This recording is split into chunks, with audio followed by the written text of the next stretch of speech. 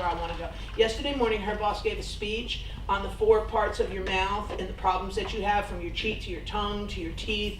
I think I hit it all. And she talked, and your gums. And she gave an excerpt of each one. It's the same thing George is doing with the video camera as well, and I actually have a stream running here.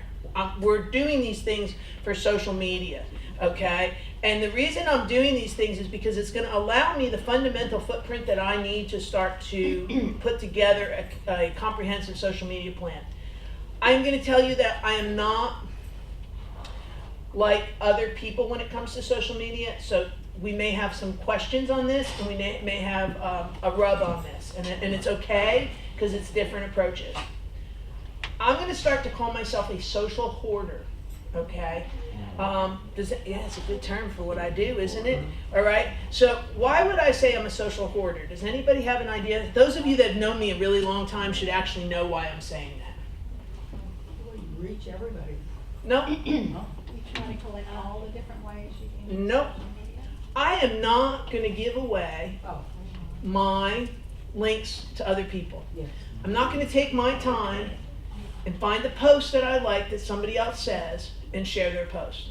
You are never going to find me doing that, okay?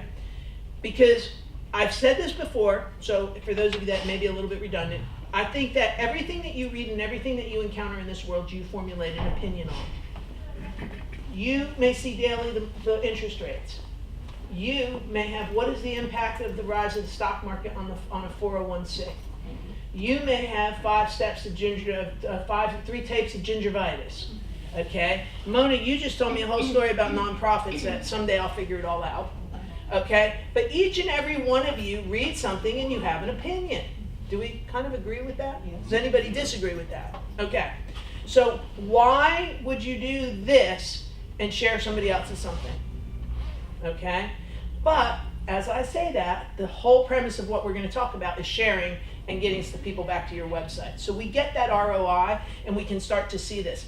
I'm going to give you an anecdotal story, which I'm going to have to deal with this later today, but I put a page up on LinkedIn a few days ago, and it talked about putting websites back together instead of taking them apart, okay? Because the natural inclination is having a website for this and a website for that, and you end up with 4 websites. I'm going to tell you need one website, and we're going to put them all together. So I kind of put together a step-by-step guide of how you would make a determination of what should be together. I had somebody call me off of LinkedIn and say, I read your page, I have these 2 websites, tell me how to put them back together. Which is going to end up being a pretty substantial job on my part, with a long-term attachment to it. So there's definite, if you do this right, there is a definite way to get a return on investment